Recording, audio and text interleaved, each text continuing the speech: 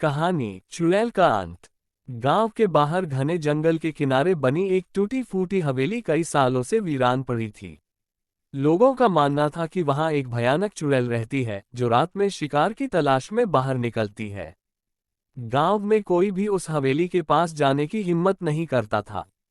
लेकिन 25 साल की नेहा इन सब बातों पर विश्वास नहीं करती थी। साइंस स्टूडेंट होने के कारण उसे भूत प्रेत पर यकीन नहीं था। एक दिन उसने अपने दोस्तों के सामने चुनौती रख दी, मैं आज रात उस हवेली में जाकर रात गुजारूंगी। रात के 11 बजे नेहा अकेली हवेली पहुंची। उसकी जेब में बस एक मोबाइल और टॉर्च थी। हवेली में घुसते ही उसे एक अजीब सी ठंडक महसूस हुई। जगह जगह जाले लगे थे, फर्श पर धूल और जंग लगे लोहे की गंध फैली थी। अचानक हवेली का दरवाजा अपने आप बंद हो गया। नेहा ने सोचा कि हवा से हुआ होगा, लेकिन तभी पीछे से किसी के पायल की आवाज आई।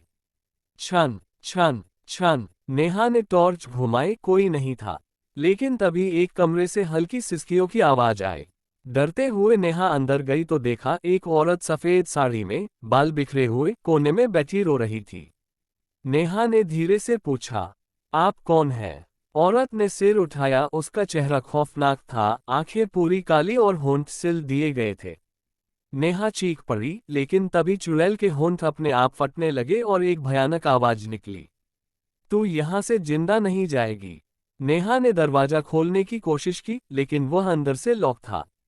उसने खिड़की तोड़ने की कोशिश की, लेकिन तभी चुड़ैल हवा में तैरती हुई उसके पास आए और बोली, जिस तरह उन्होंने मेरे साथ किया, अब तेरे साथ होगा।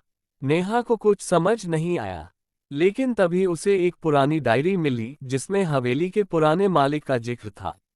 लिखा था कि इस हवेली में 100 साल पहले एक लड़की को जिंदा जला दिया गया था, क्योंकि गांव वालों को शक था कि वह चुड़ैल है। वह लड़की बचने के लिए रोती रही, लेकिन किसी ने उसकी नहीं सुनी। मरने से पहले उसने कसम खाई थी कि वह सबको मौत के घाट उतारेगी। अब नेहा को समझ आया कि चुड़ैल बदला लेना चाहती थी, लेकिन नेहा ने हिम्मत नहीं हारी। उसने जेब से मोबाइल निकाला और हनुमान चालीसा बजाना शुरू किया। चुड़ैल जोर जोर से चीखने लगी। उसकी चमड़ी जलने लगी, हवेली में भूकंप जैसा कंपन होने लगा। दरवाजे अपने आप खुल गए और एक तेज रोशनी फैली।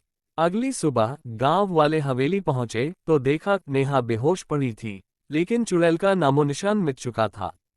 नेहा ने हवेली से बाहर कदम रखा और कहा, अब यहाँ कोई डरने की जरूरत नहीं, चुड़ैल का अंत हो चुका है। लेकिन जैसे ही नेहा अपनी बाइक उठाकर वहां से जाने लगी, उसने मोबाइल ऑन किया और देखा कि वीडियो रिकॉर्डिंग में कुछ अजीब था। चुड़ैल उसके ठीक पीछे खड़ी थी और मुस्कुरा रही थी।